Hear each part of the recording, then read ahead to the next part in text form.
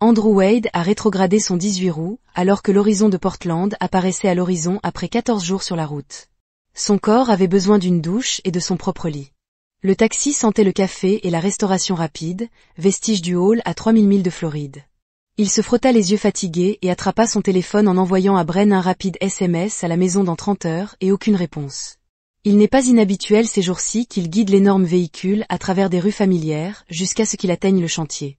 Après avoir enregistré ses heures et rempli ses documents avec un soin méticuleux, il a appliqué la même attention aux détails à tout. Andrew attrapa son sac polochon et se dirigea vers sa camionnette garée sur le parking des employés. Le trajet vers la maison a duré 20 minutes. Andrew baissa la vitre, laissant l'air frais de l'Oregon l'envahir. Leur modeste maison à 2 étages apparut, et il remarqua la berline de luxe inconnue dans l'allée avec un petit froncement de sourcils, la voiture de Darla. Sa belle-mère était de nouveau en visite. T se gara derrière sa Mercedes et prit une profonde inspiration avant de rentrer à l'intérieur. « Bonjour », appela-t-il en franchissant la porte d'entrée. La maison sentait le parfum cher et le poulet rôti ici. La voix de Brin dérivait de la cuisine, froide et distante. Andrew entra et trouva sa femme et sa mère assises à la table à manger, des verres à vin à la main.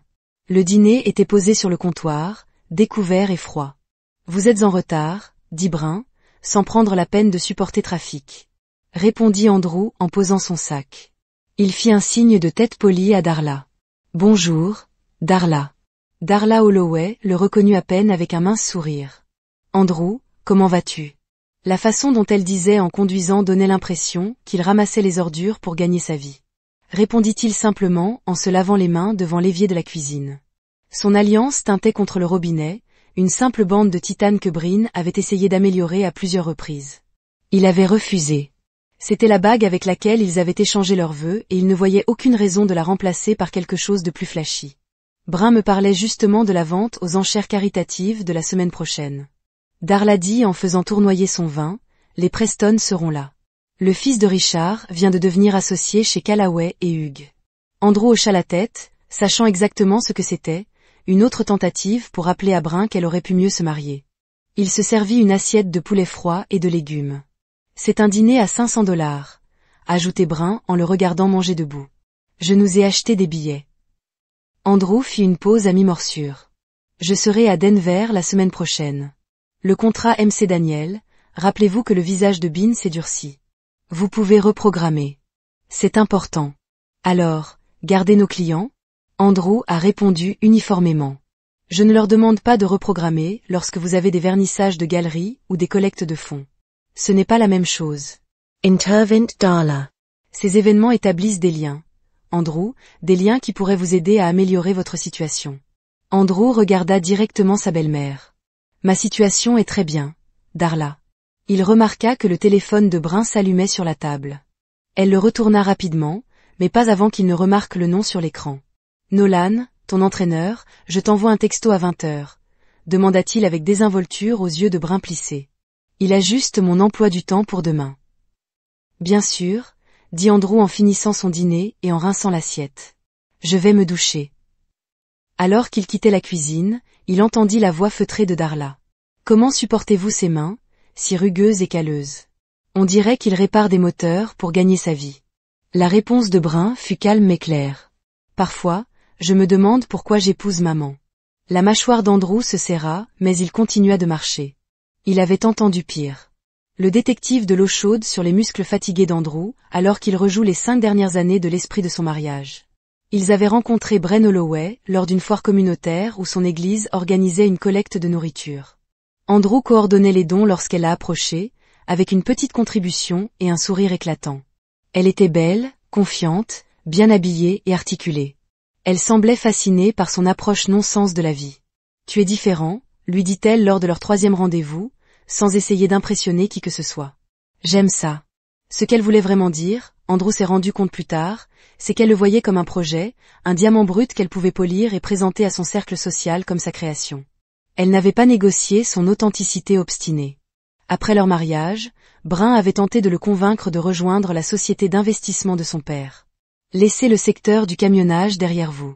Portez des costumes, jouez au réseau de golf. Vous êtes trop intelligent pour perdre votre vie sur les autoroutes, avait-elle soutenu. Andrew avait refusé. Je gagne beaucoup d'argent, je possède mon entreprise. J'emploie 15 chauffeurs. Quel est le gaspillage? La porte de la salle de bain s'ouvrit, interrompant ses pensées.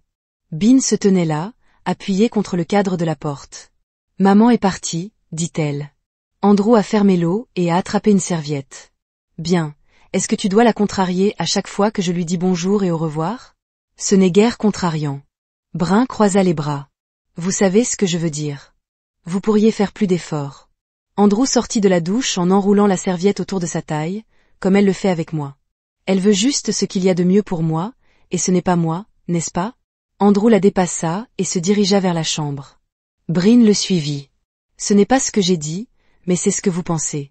Andrew enfila un t-shirt et un boxeur. Darla et toi l'avez dit très clairement. Ne soyez pas dramatique. Bryn s'assit sur le bord du lit. Je souhaite juste que vous envisagiez une carrière différente, quelque chose de plus stable. Andrew of Filey Rire. Je n'ai jamais manqué un versement hypothécaire. J'ai payé ton diplôme d'études supérieures. J'ai financé votre studio d'art. Qu'est-ce qui n'est pas stable exactement? Vous savez ce que je veux dire? Quelque chose avec un bureau, des horaires réguliers. Encore une fois, Andrew secoua la tête. Bean, je suis camionneur depuis 15 ans. C'est ce que je fais, c'est ce pourquoi je suis bon. Tu étais bon dans beaucoup de choses avant notre rencontre, rétorqua-t-elle. Tu m'as dit que tu écrivais, que tu envisageais des études de droit, et j'ai choisi ça. Andrew s'assit à côté d'elle, gardant une distance prudent. C'est mon choix, ma vie, notre vie. Corrigea Brun, mais son ton manquait de conviction. Andrew étudia son visage. Le maquillage parfait, toujours intact après une journée dans sa galerie d'art, la façon calculée dont elle aurait dû le faire. Ses cheveux pour avoir un look élégant sans effort, même avec un pantalon de yoga et un pull. Elle avait l'air d'avoir sa place dans un magazine. Comment va la galerie? A-t-il demandé en changeant de sujet. Très bien, Brun s'est levé. J'ai un nouvel artiste qui commence le mois prochain. Beaucoup de préparation à faire. Andrew hocha la tête. Je serai là pendant les 4 prochains jours. Si tu as besoin d'aide, je me débrouillerai. Elle se dirigea vers la porte, puis fit une pause. Oh, et Andrew, maman nous a invités à dîner demain, j'ai dit qu'on y allait, sans attendre sa réponse. Elle a quitté la pièce. Andrew s'allongea sur le lit, regardant le plafond. Il y a 5 ans, il croyait que Brun voyait le vrai lui. Maintenant, il se demandait si elle l'avait déjà fait. Le dîner du lendemain soir au Holloway Estate était exactement ce à quoi Andrew s'attendait, une vitrine de richesse déguisée en temps familial. La maison de Darla se trouvait dans les West Hills de Portland. Une vaste structure contemporaine avec des murs de verre qui surplombaient la ville. Andrew a garé sa camionnette entre une Jaguar et une BMW, ignorant la grimace de Brun face à son choix de véhicule. Nous aurions pu prendre ma voiture, marmonna-t-elle alors qu'il se dirigeait vers la porte d'entrée. Ta voiture, ta mère, ton dîner. Andrew a répondu, laissez-moi au moins conduire moi-même. Bean lissa sa robe de créateur et fixa un sourire sur son visage. Alors que la porte s'ouvrait, Darla les accueillit avec des baisers aériens et des yeux critiques. Bryn, Cherie, tu es ravissante. Andrew, je suis tellement content que tu puisses y arriver. Je vois que tu as conduit le camion. Il m'amène là où je dois aller, a déclaré Andrew avec un sourire poli. La maison était impeccable, comme toujours, décorée dans des tons de blanc et de gris qui donnaient à Andrew l'impression de se promener dans une installation artistique plutôt que dans une maison. Des photos de famille étaient alignées sur un mur. Bean lors des concours équestres, des remises de diplômes, des événements mondains, aucun du jour de son mariage. Robert nous rejoint, annonça Darla alors qu'ils entraient dans la salle à manger. Andrew haussa un sourcil. Robert Chambers était l'avocat de Darla et un invité occasionnel à un dîner. Sa présence à un dîner de famille semblait calculée. Y a-t-il quelque chose que nous célébrons? Andrew a demandé, puis-je inviter un vieil ami à dîner? Darla fit un signe de la main dédaigneux. Robert m'a aidé avec certains travaux de fondation. La fondation Holloway était le projet favori de Darla, une organisation caritative qui semblait lancer plus de galas de collecte de fonds que de véritables œuvres caritatives. Andrew avait toujours eu des questions sur ces opérations, mais il les gardait pour lui. Robert se leva lorsqu'ils entrèrent, serrant la main d'Andrew d'une poigne molle. « Ravi de te voir, Andrew. Toujours sur la route. » « Toujours sur la route, » confirma Andrew en prenant place. Les conversations du dîner coulaient autour de lui. Événements exclusifs, connaissances communes, immobilier, investissement. Bean a participé avec enthousiasme pendant qu'Andrew mangeait, observant tranquillement. Andrew Bean me dit que tu envisages un changement de carrière, a déclaré Robert au dessert. Andrew jeta un coup d'œil à sa femme. C'est ce qu'elle t'a dit? Bean avait l'air troublé. Je viens de mentionner que vous étudiez les options. Non, déclara catégoriquement Andrew. Je suis assez satisfait de mon activité actuelle. C'est vraiment dommage, murmura Darla. Avec votre intelligence, vous pourriez faire bien plus que conduire, gérer une flotte, négocier des contrats et entretenir des relations avec des clients maritimes nationaux, corrigea Andrew. Mais oui, je conduis. Un silence inconfortable tomba sur la table. Eh bien, dit Robert en s'éclaircissant la gorge. Parfois, il est bon d'envisager toutes les options. La vie peut changer rapidement. Quelque chose dans son ton fit lever brusquement les yeux d'Andrew. L'avocat échangeait un regard complice avec Darla. Après le dîner, Andrew s'excusa pour aller aux toilettes. Sur le chemin du retour, il s'arrêta devant le bureau de Darla, entendant des voix feutrées à l'intérieur. Tout est arrangé, disait Darla. Le compte est ouvert. Nous devons juste chronométrer cela correctement. Maman, je n'en suis plus sûre, répondit la voix de Brun. Peut-être que nous devrions ne pas avoir froid aux yeux maintenant, l'interrompit Darla. Vous avez vu à quel point il est têtu, inamovible. Vous méritez quelqu'un qui vous élève et ne vous retient pas. Mais que se passe-t-il s'il le conteste? Avec quels moyens? Robert a la meilleure équipe de l'État. Crois-moi, chérie, à cette époque l'année prochaine, tu seras libérée de cette expérience et de retour à ta place. Andrew s'éloigna silencieusement, le visage inexpressif. Voilà donc leur plan, le prendre par surprise, le libérer, prendre ce qu'il pouvait. Il retourna dans la salle à manger sans rien dévoiler. Sur le chemin du retour, Bryn était inhabituellement calme. Bon dîner, commenta Andrew. Min hocha la tête en regardant par la fenêtre. Robert semblait intéressé par mes projets de carrière. Bryn bougea sur son siège. Il est juste amical. Bien sûr, dit Andrew en regardant la route, amicalement. Cette nuit-là, alors que Bryn dormait à côté de lui, Andrew resta éveillé, son esprit réfléchissant à ce qu'il avait entendu. Ce n'était pas la première fois qu'il entendait des murmures de mécontentement, mais cela lui semblait différent, plus organisé, plus imminent. Il se glissa hors du lit et se rendit à son bureau à domicile, une petite pièce que Bryn avait essayé à plusieurs reprises de transformer en chambre d'amis. Du tiroir du bas de son bureau, il sortit un cahier relié en cuir et commença à écrire des notes détaillées de dates, de conversations, d'observations. Pendant l'heure suivante, Andrew a documenté tout ce dont il se souvenait, l'implication de Darla dans leur mariage, les divergences financières. Il avait remarqué le secret croissant de Bryn, les appels étranges qui se terminaient lorsqu'il entrait dans une pièce. Quand il eut fini, il rangea le cahier et retourna se coucher. Alors qu'il s'endormait, une pensée restait claire. Si Bryn et Darla préparaient quelque chose, ils ne seraient pas pris au dépourvu. Point. 3 jours plus tard, Andrew se préparait pour un autre long trajet, de Vancouver à Miami, avec des escales entre les deux. Il a chargé son camion méthodiquement, vérifiant et revérifiant son équipement. Son téléphone a sonné. Un texto de Judith Espina. Son. Amie la plus proche depuis le lycée et propriétaire de l'atelier où Andrew entretenait ses camions. Des bières avant de partir. Andrew vérifia sa montre. Il avait le temps. Point. Murphy's et vin au Murphy's Bar était leur lieu de rendez-vous habituel, sans prétention, avec de bons burgers et de la bière fraîche. Jude était déjà à leur stand habituel quand Andrew est arrivé. L'air fatigué, dit frère Jude en glissant une bière sur la table. Longue semaine, répondit Andrew en s'asseyant. Jude Espina était l'ami d'Andrew depuis la 9e année, où Andrew était réservé et attentionné. Jude était franc et direct. Son atelier de camions personnalisés était passé d'une activité d'arrière-cour à l'un des plus respectés du nord-ouest du Pacifique. Comment va la princesse? Demanda Jude. Il n'avait jamais apprécié Bryn, malgré les tentatives d'Andrew pour combler cet écart. Comme toujours. Andrew but une gorgée de sa bière. En fait, ce n'est pas vrai. Il se passe quelque chose. Jude se pencha en avant. Quel genre de quelque chose?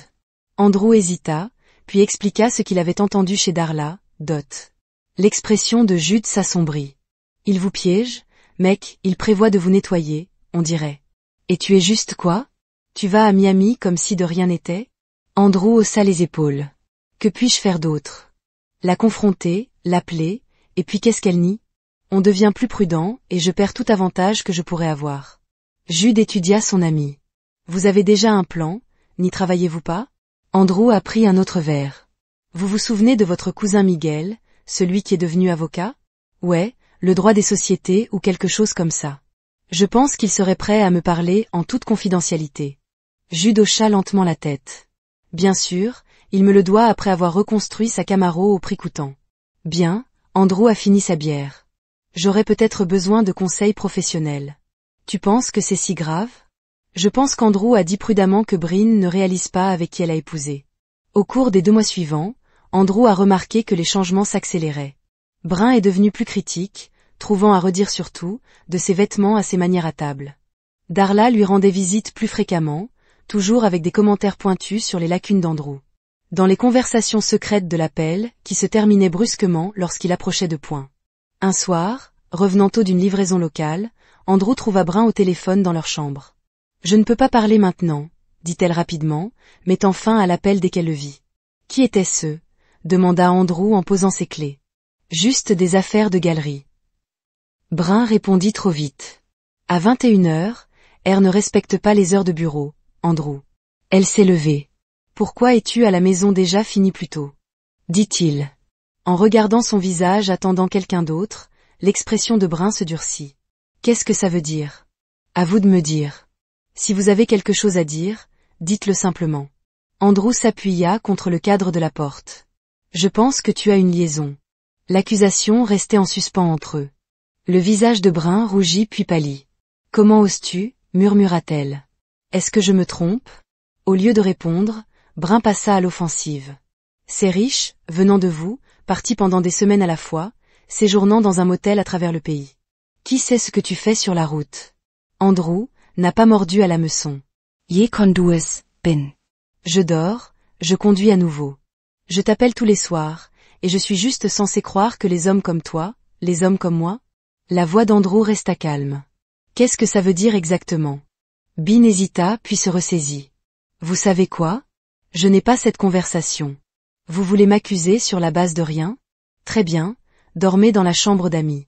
C'est aussi ma maison. Andrew lui a rappelé. Pas pour longtemps. Cette procédure.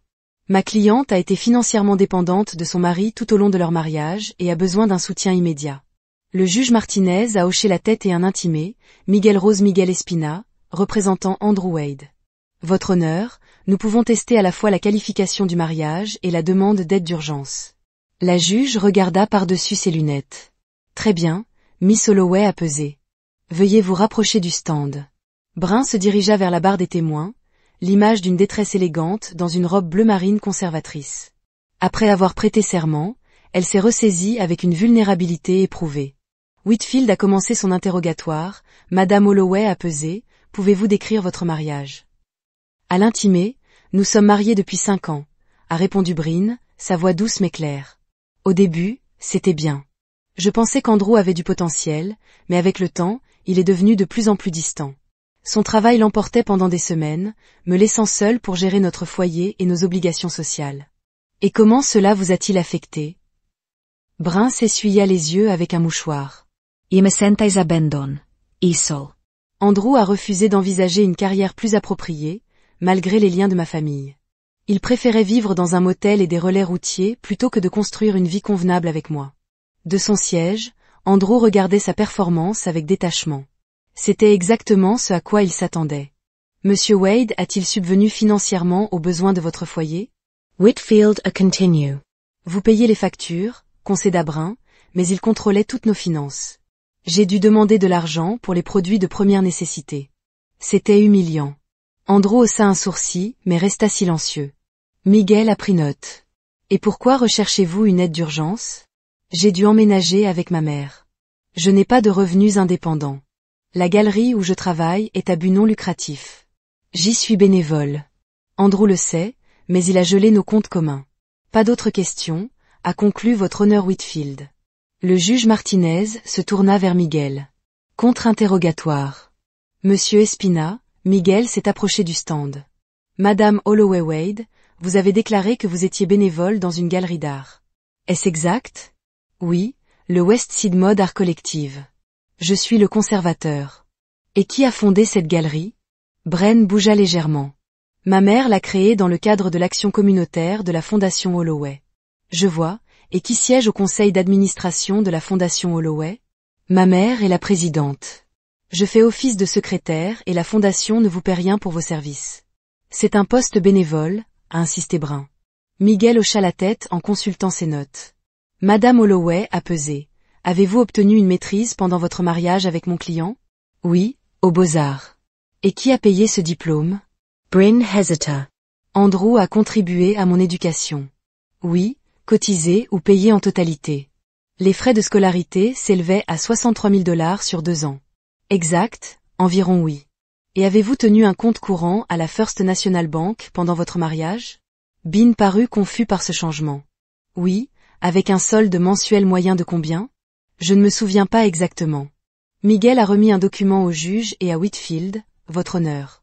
Ce sont des relevés bancaires pour un compte au nom de Madame Holloway Wade uniquement. Vous remarquerez que le solde moyen au cours des 3 dernières années était d'environ 30 000 $. Whitfield s'est opposé. Ces documents n'ont pas été fournis lors de l'enquête préalable. Ils ont été inclus dans la pièce C, conseil. Miguel a répondu calmement, page 47. Le juge a examiné les documents. Objection rejeté.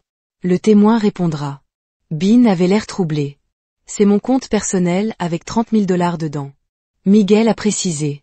Pourtant, vous avez témoigné que vous n'avez pas de revenus indépendants et que vous devez demander à votre mari les produits de première nécessité. Ces fonds sont destinés aux urgences, affirma Bryn. Comme pour l'urgence de votre divorce, demanda doucement Miguel. Madame Holloway a pesé. Vous détenez également une carte de crédit à votre nom uniquement? Oui, mais avec une limite de crédit de 50 000 $ et des frais actuels d'environ 23 000 $ pour des achats chez Nordstrom, Saks, FTH Avenue et plusieurs hôtels de luxe? Le calme de Brun se brisa légèrement. J'ai bien sûr certaines normes à respecter en matière d'apparence. Encore une question. Qui a effectué les paiements avec cette carte de crédit? Le regard de Brun se tourna vers Darla, qui regardait avec une expression tendue. Andrew l'a fait, merci, pas d'autres questions.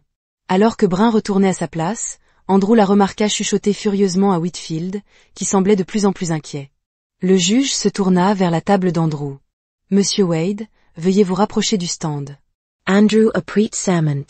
À sa manière, calme et directe, Miguel a commencé, Monsieur Wade, que faites-vous dans la vie? Je possède Wade Logistique, a répondu Andrew. Nous sommes une entreprise de transport spécialisée comptant 16 camions et 23 employés. J'ai commencé comme chauffeur il y a 15 ans et j'ai bâti l'entreprise à partir de zéro. Et quel est votre revenu annuel? Environ 220 000 $, selon les contrats. Pendant votre mariage avec Bean Holloway.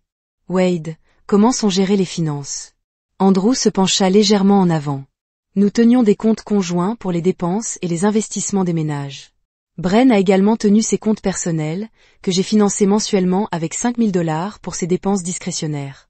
J'ai payé toutes les factures du ménage, ses cartes de crédit, ses frais d'études et lui ai fourni 100 000 $ pour qu'elle puisse créer un studio d'art.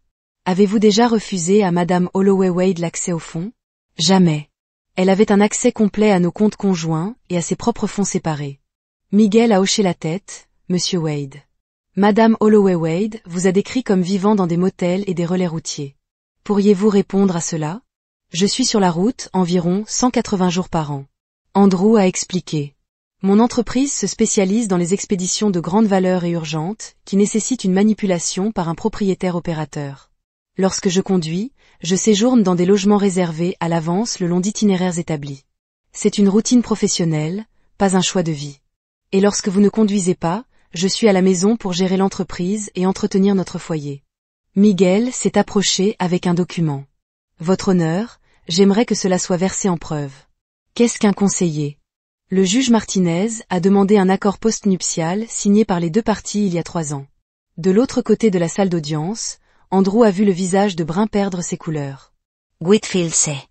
Dépêcha de revoir ses notes. Objection, Whitfield a appelé, aucun accord postnuptial n'a été divulgué dans les documents initiaux. Miguel restait imperturbable. Votre honneur, l'accord a été déposé auprès du registraire du comté il y a 3 ans. C'est une question de notoriété publique. Nous y avons fait référence dans notre réponse à la requête, paragraphe 17. Le juge a examiné le document. Objection rejeté. Monsieur Espina, continuez. Miguel se tourna vers Andrew. Pouvez-vous expliquer les circonstances de cet accord? Andrew hocha la tête. 3 ans après le début de notre mariage, Brun a exprimé son inquiétude quant à la protection de son fonds en fiducie et de son futur héritage. Elle a demandé un accord postnuptial pour garantir que ses biens familiaux restent une propriété distincte. Et vous avez accepté cela. Je l'ai fait avec mes propres conditions. Quelles étaient ces conditions? Le regard d'Andrew rencontra brièvement Brun à travers la salle d'audience. Que tous les biens matrimoniaux que j'avais apportés à la table ou acquis grâce à mon entreprise resteraient les miens en cas de divorce et que si l'une ou l'autre des parties se livrait à des relations extra-conjugales ou à des irrégularités financières, elles renonceraient à leurs droits aux biens matrimoniaux communs. Whitfield était de nouveau debout. Votre honneur, mon client n'était pas correctement représenté lorsque cet accord a été signé. Nous contestons sa validité. Miguel a brandi la dernière page du document. Par Sutton et Meyers et authentifié par un notaire. La signature de Madame Holloway Wade apparaît à côté de la signature de son avocat de l'époque, Rebecca Sutton. Le juge a examiné le document. Monsieur Whitfield, votre objection est notée mais rejetée. Andrew a regardé Brun se pencher frénétiquement vers son avocat, qui s'était transformé en pierre. Comment décririez-vous votre mariage? Andrew a pris un moment avant de répondre. Je crois que nous avions un partenariat. Des forces différentes, des intérêts différents, mais un partenariat. J'ai soutenu les objectifs éducatifs et professionnels de Brun, sans aucun doute. J'ai accepté les réserves de sa famille à mon égard. J'ai essayé de construire une vie qui nous satisferait tous les deux. Et quand avez-vous réalisé que ce n'était pas le cas? Il y a environ 6 mois, j'ai commencé à remarquer des changements. Appels téléphoniques secrets, absence inexpliquée, commentaires critiques sur ma carrière, mes vêtements, mes amis. Ensuite, j'ai entendu Brun et sa mère discuter de plans visant, selon leurs mots, à la libérer de cette expérience. Whitfield se releva. Objection entendre dire, soutenu. Le juge a statué. Le jury ne tiendra pas compte de la dernière déclaration. Miguel s'est adapté en douceur.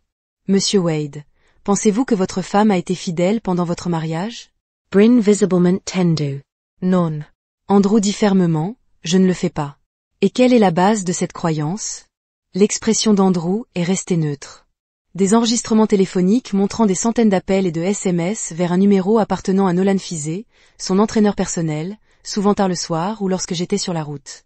L'hôtel facture sur sa carte de crédit les dates auxquelles elle prétendait assister à des conférences d'art et des photographies prises par un enquêteur agréé les montrant ensemble dans une location de vacances à Cannon Beach il y a 3 mois. La salle d'audience éclata en murmures. Whitfield avait l'air aveuglé, le visage de Brun se plissa dans un mélange de choc et de colère. Darla était assise rigide, ses jointures blanches contre son sac à main de créateur. Miguel a remis un dossier au juge. Votre honneur. Ce sont les relevés téléphoniques, les relevés de carte de crédit et le rapport des enquêteurs référencés par mon client. Le juge Martinez examina les documents avec un froncement de sourcils de plus en plus profond. Cela semble être en règle, Monsieur Spina. Veuillez continuer. Monsieur Wade, étant donné ces circonstances, recherchiez-vous à abandonner cette procédure? Andrew était assis droit sur sa chaise. Je demande l'exécution de notre accord post-nuptuel. Selon ces termes, l'infidélité de Brun annule ses prétentions à la propriété commune et à une pension alimentaire supplémentaire. Pas d'autres questions. Votre honneur, Whitfield s'est approché pour un contre-interrogatoire, visiblement secoué.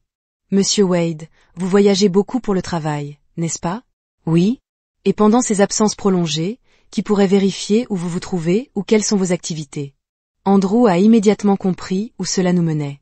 Mon camion est équipé d'un système de suivi GPS, comme l'exige la réglementation du ministère des Transports. Mes itinéraires, arrêts et heures sont enregistrés électroniquement et soumis aux autorités réglementaires. Cela confirme l'emplacement de votre camion, pas le vôtre. Whitfield insista. Je suis également le seul conducteur autorisé à conduire mon véhicule.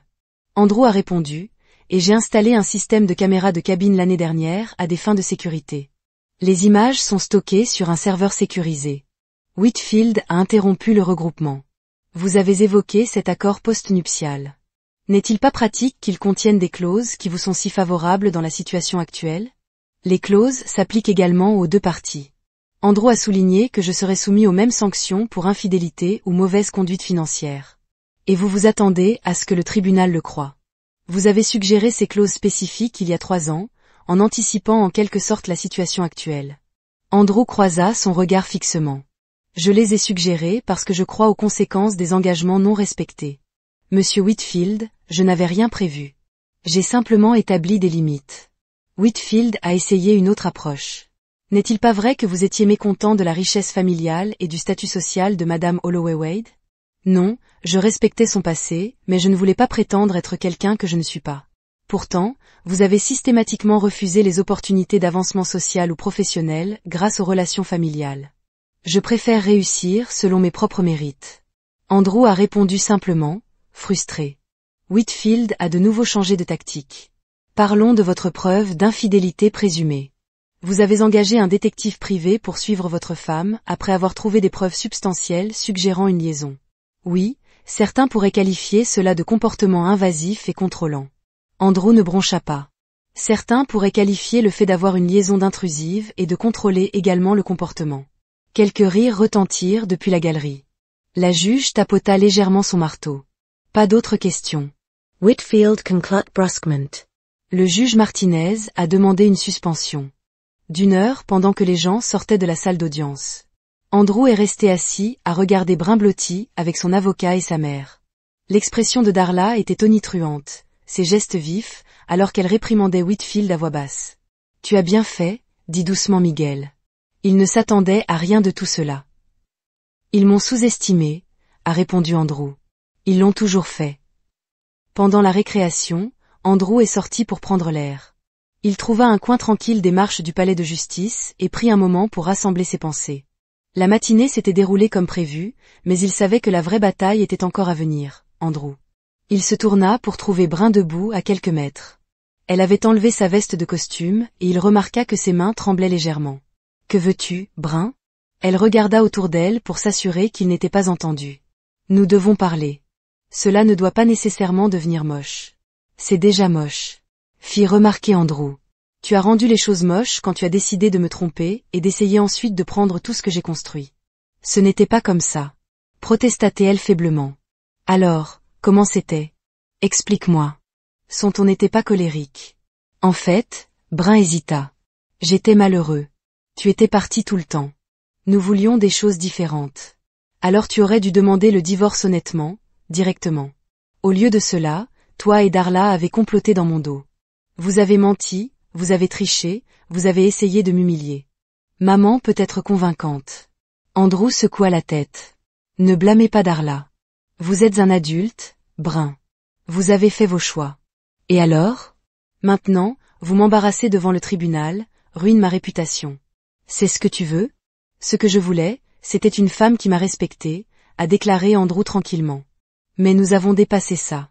Maintenant, nous pourrions régler cela en privé. » Brun a suggéré, baissant sa voix. « Venez à un arrangement comme celui que vous et votre mère a arrangé, où je perds tout et ramper tranquillement. » Bryn rugit. « Ce n'est pas. C'est exactement ce que vous avez prévu. » Andrew l'a coupé. « Je t'ai entendu parler et Darla parler ce soir-là chez elle. À cette époque l'année prochaine, vous serez libre de cette expérience. N'oubliez pas que l'expression de Brun a confirmé ses paroles.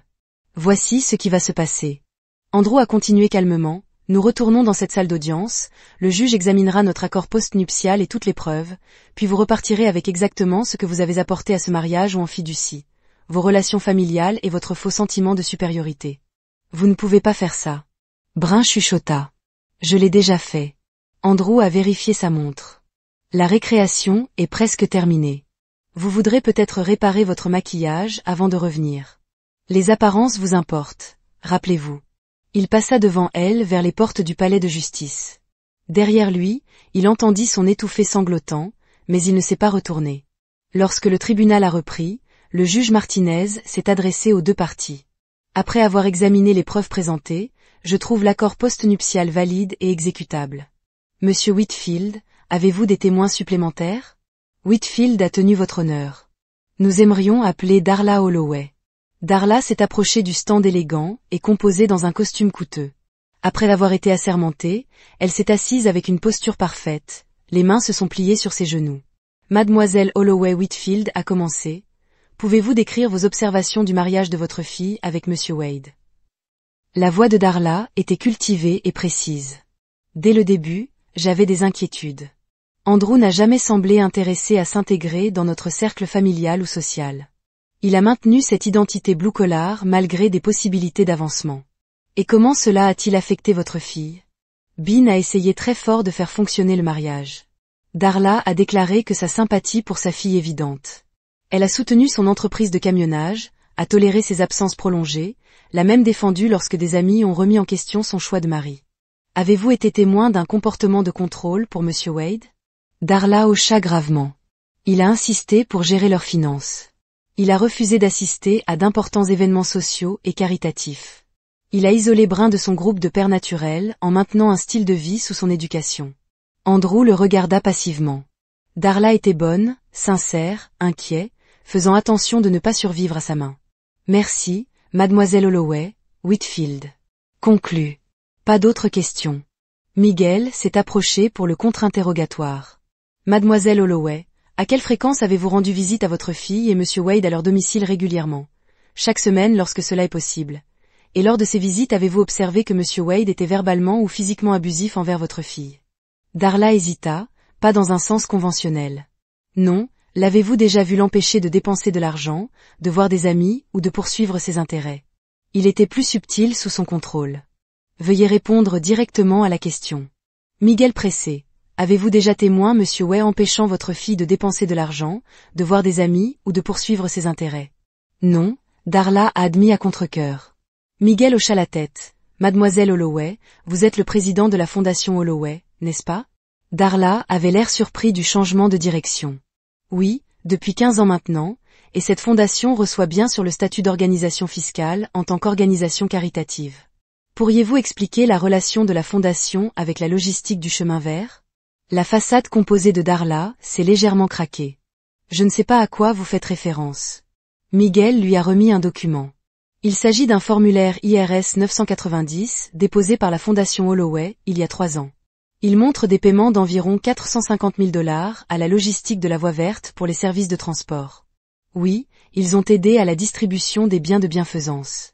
Répondit Darla, reprenant son sang-froid. Mademoiselle Holloway, savez-vous que Green Pass Logistique a été incorporé 2 semaines seulement avant de recevoir ce contrat, et que son adresse commerciale répertoriée est un bureau virtuel au Delaware sans présence physique? La salle d'audience est devenue silencieuse. Les doigts de Darla se resserraient autour du document. Je ne gère pas les opérations quotidiennes, a-t-elle dit raideur. Miguel a continué sans relâche. Savez-vous également que l'agent enregistré pour Green Pass Logistique est Robert Chambers, qui est à la fois votre avocat personnel et le conseil juridique de la fondation Holloway? Objection, Whitfield a appelé la pertinence. J'établis un modèle d'irrégularité financière, a expliqué votre honneur Miguel. Il est directement sur la crédibilité du témoignage de Madame Holloway, concernant le caractère et la gestion financière de Monsieur Wade. Je vais le permettre. Le juge Martinez a statué. Le témoin répondra. La voix de Darla était serrée. Robert gère de nombreux clients. Je n'étais pas au courant de chaque entité qu'il représente. Une dernière question. Miguel a déclaré, Mademoiselle Holloway, avez-vous utilisé le numéro de sécurité sociale de Monsieur Wade pour ouvrir un compte bancaire pour la logistique de la voie verte à son insu ou à son consentement? La salle d'audience est devenue complètement silencieuse. Le visage de Darla pâle. C'est absurde, murmura-t-elle. Miguel a remis un autre document au juge. Votre honneur, il s'agit d'un relevé bancaire pour un compte à la banque de sécurité FUR, ouverte au nom de Green Pass Logistique en utilisant le numéro de sécurité sociale d'Andrew Wade, mais avec Darla Holloway comme seul signataire. Monsieur Wade l'a découvert lors de l'examen de son rapport de crédit l'année dernière. Le juge Martinez a examiné le document avec un froncement de sourcils approfondissant. Mademoiselle Holloway, savez-vous que l'utilisation du numéro de sécurité sociale d'une autre personne à des fins financières sans son consentement constitue un vol d'identité? Darla avait l'air vraiment alarmée. Maintenant, il doit y avoir une erreur. Je ne le ferai jamais. Votre honneur Miguel a interrompu. Nous avons une documentation supplémentaire montrant une mauvaise utilisation systématique des informations personnelles de Monsieur Wade pour établir des lignes de crédit et des entités commerciales à son insu. Nous pensons que ces activités constituent à la fois un vol d'identité et une fraude fiscale potentielle. Whitfield était sur ses pieds. Votre honneur, ces allégations dépassent la portée de cette procédure. Si Monsieur Espina a des preuves d'activité criminelle, il devrait l'emmener aux autorités appropriées. Déjà fait, Miguel a répondu calmement. La division des enquêtes criminelles de l'IRS a reçu tous les documents pertinents. Darla à moitié s'est levée de la barre des témoins. C'est scandaleux. Je suis venu ici pour soutenir ma fille pour ne pas être accusée de s'asseoir, Mademoiselle Holloway. Le juge Martinez a fortement ordonné. Monsieur Espina, bien que j'apprécie votre lourdeur, veuillez limiter vos questions aux questions directement liées à la procédure de divorce, bien sûr. Votre honneur Miguel se tourna vers Darla. Mademoiselle Holloway, étant donné que vous semblez avoir commis un vol d'identité en utilisant les informations personnelles de monsieur WDE, diriez-vous que vous avez un parti pris contre lui qui pourrait colorer votre témoignage aujourd'hui? Le sang-froid de Darla s'est complètement brisé. C'est une configuration, siffla-t-elle. Andrew n'était rien avant de marier ma fille. Rien, pas d'autres questions, a déclaré Miguel. De retour à son siège, Whitfield a refusé l'examen de redirection et Darla a été excusée du stand. Elle est retournée à son siège secouée visiblement, alors que la juge Martinez appelait à la fermeture des arguments. Whitfield a d'abord tenté de sauver son cas. Il a souligné les contributions de Brun au mariage, remis en question le calendrier des preuves d'Andrew et tenté de séparer les prétendues irrégularités financières de Darla de la pétition de divorce de Brun. Lorsque Miguel se leva pour sa fermeture, son approche était méthodique et dévastatrice. Votre honneur, cette affaire est fondamentalement une question d'honnêteté et de conséquence. Monsieur Wade est entré dans son mariage de bonne foi. Il a travaillé dur, a fourni généreusement et a confirmé ses engagements. En retour, Madame Holloway Wade s'est engagée dans une affaire extramariée pendant qu'elle et sa mère comptaient pour extraire un avantage financier maximal d'un mariage qu'ils considéraient tous les deux comme temporaire et en dessous, il a organisé l'accord postnuptial. Ce document, que Madame Holloway Wade elle-même a lancé, énonce clairement les conséquences de l'infidélité et de l'inconduite financière. La preuve des deux est écrasante et non réfutée. Il a fait un geste vers Andrew. Monsieur Wade ne cherche pas de vengeance. Il demande simplement l'application d'un accord que Madame Holloway Wade a volontairement signé avec une représentation juridique appropriée. Il veut conserver l'entreprise qu'il a construite avant et pendant le mariage, la maison qu'il a principalement payée et aller de l'avant avec sa vie. Miguel jeta un coup d'œil à Brun et Darla. L'aspect le plus révélateur de cette affaire est peut-être que Madame Holloway Wade et sa mère ont constamment sous-estimé Monsieur Wade. Ils ont vu son occupation comme sous eux, son intelligence comme limitée, ses ressources comme vulnérables. Ils n'ont pas reconnu que l'intégrité et la diligence sont des qualités qui comptent dans les affaires, en mariage et en cour. Il se tourna vers le juge. Nous vous demandons de faire respecter l'accord postnuptial en fonction de ses conditions, de rejeter la demande de soutien au conjoint et d'attribuer à Monsieur Wade ses honoraires d'avocat raisonnables, comme prévu dans l'accord. Merci, la juge Martinez a appelé une autre brève récréation pour revoir ses notes. En attendant, Andrew était assis tranquillement à côté de Miguel, regardant Brun et Darla dans une discussion animée avec Whitfield. L'avocat avait l'air de plus en plus vaincu. Lorsque le juge est revenu, son expression était grave. Après avoir examiné toutes les preuves et arguments présentés, je trouve ce qui suit. Premièrement, l'accord postnuptial entre Andrew Wade et Bean Holloway Wade est valide et exécutable. Deuxièmement, il existe des preuves claires et convaincantes que Madame Holloway Wade s'est engagée dans des relations extramariées en violation de l'accord fixé. Troisièmement, il existe des preuves substantielles suggérant une appropriation financière par Darla Holloway, impliquant les informations personnelles de Monsieur Wade. Elle regarda directement Brun. Par conséquent, conformément aux termes de l'accord postnuptial, Madame Holloway Wade perd toute réclamation à des biens conjugaux conjoints, y compris la résidence familiale et les intérêts commerciaux de Monsieur Wade. Sa demande de soutien au conjoint est refusée. Le juge s'est tourné vers Darla. Mademoiselle Holloway, bien qu'elle ne soit pas officiellement partie à cette procédure, vous devez savoir que je fais référence à la preuve de vol d'identité et de fraude fiscale potentielle au bureau du procureur de district pour examen. Je vous suggère de conserver immédiatement des conseils séparés. Enfin, elle a abordé les deux parties. Monsieur Wade reçoit ses honoraires d'avocat raisonnables comme prévu dans l'accord. Cette cour accorde la requête en divorce pour des motifs de différence inconciliables à compter immédiatement. Y a-t-il des questions? Whitfield se leva faiblement. Votre honneur, nous avons l'intention de faire appel. C'est votre bon conseil. Le juge a interrompu, mais sachez que les appels sur la base de preuves disponibles, mais qui ne sont pas présentés au procès sont rarement réussis. Cette question est conclue par un dernier coup de son gavel. Le juge Martinez a quitté le banc un instant. Personne n'a déménagé. Puis Brun se tenait brusquement, des larmes coulant sur son visage et se précipita de la salle d'audience. Darla a suivi son sang-froid antérieur, complètement parti. Whitfield a rassemblé ses papiers dans un silence découragé. Andrew était assis, en train de traiter le résultat. Cela s'était déroulé exactement comme il avait prévu. Pourtant, il ne ressentait aucun triomphe, seulement une lourdeur profonde. Jude s'approcha de la galerie, applaudissant sur l'épaule. C'est fait, son frère Andrew hocha la tête, se levant lentement. C'est fait. Alors qu'il quittait la salle d'audience, Andrew jeta un coup d'œil en arrière une fois sur le stand du témoin vide où il avait finalement pu dire sa vérité. 5 ans de sa vie réduits aux expositions et aux témoignages. Il s'est détourné et est sorti au soleil de l'après-midi, prêt à quitter les ombres derrière. Une semaine après la finalisation du divorce, Andrew est retourné chez lui, officiellement et complètement comme maintenant, et l'a trouvé exactement comme il l'avait laissé, moins les objets personnels de Brin. Elle avait pris ses vêtements, ses bijoux et son art, mais avait quitté tout le reste, pas d'attachements sentimentaux. Apparemment, Thé a traversé la pièce en notant lentement les espaces vides où ses photographies s'étaient accrochées, l'endroit vacant sur la commode où se trouvaient ses parfums, le placard à moitié vide. La maison se sentait en quelque sorte plus grande, comme si son absence créait de l'espace plutôt que le vide. Et dans la cuisine. Il a trouvé un seul verre à vin dans l'évier. Ou le geste de séparation peut-être qu'il l'a lavé, il l'a séché et l'a rangé. Puis il a ouvert son ordinateur portable et a commencé à rechercher des agents immobiliers. La maison, malgré sa victoire légale, a connu trop de faux souvenirs. Il voulait un nouveau départ. Son téléphone a sonné. Le nom de Jude est apparu à l'écran. Et, a répondu Andrew, en mettant l'ordinateur portable de côté. Où es-tu? A demandé Jude sans préambule. À la maison. Quel tournant les nouvelles? Channel 8. Andrew a trouvé la télécommande et a allumé la télévision. Les nouvelles locales dirigeaient une histoire de rupture, un philanthrope éminent sous enquête.